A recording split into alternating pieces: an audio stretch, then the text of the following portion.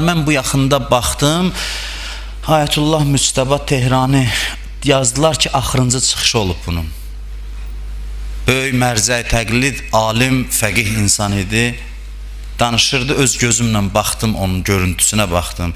Dedi ki, mən bu gecə bütün elmi rütbələrimi bir qırağa qoyuram, mərcəiyyəti bir kənara qoyuram, əxlaqı, elmi, bütün dərəcələrimi bir kənara qoyuram.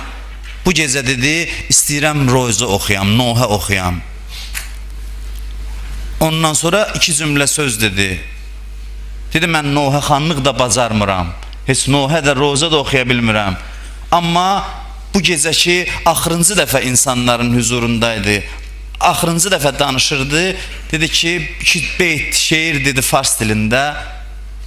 Dar vəsət-i kuçə toramizədən, kaş becayı toməramizədən. Əlinin dilindəndir ki, küçənin ortasında səni vurdular, kaş sənin yervə əlini vurardılar. Ya Zəhra dedi, ağladı. Ayətullah Fazil Lənkərani yaxınları deyir, dünyasını dəyişəndə o əzəmətdə mərcəyi təqlid. Deyir, gördük, zəif idi, danışa bilmirdi. Hərdən deyir, nəsə zəif səslə deyirdi, biz qulaq astıq görək nə deyir. Deyirdi, sallallahu aleyki ya Fatimət-i Zəhra.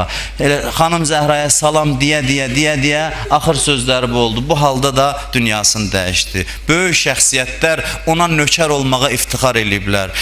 Kim deyir, istəyir aqibəti xeyirli olsun, bunu alimlərdən eşitmişəm. Hamımız istəyirik, nigaranıq ki, görəsən axırımız necə olacaq? Çətin dünyada yaşayırıq, çətin zamanda yaşayırıq. Kim deyir, istəyir aqibəti yaxşı olsun? Ariflər deyir, həmişə xanım Zəhraya eləsin. Aqibət bir xeyr olmağınızı onun vasitəsilə istəyin. Çünki birinci gecə dedim, o anadır, o nigarandır bizim axırımızdan. Ana həmişə balasından nigarandır. Ona görə onun adını çəkəndə Allah qəbul eləyir. O çox narahatdır bizim vəziyyətimizdən.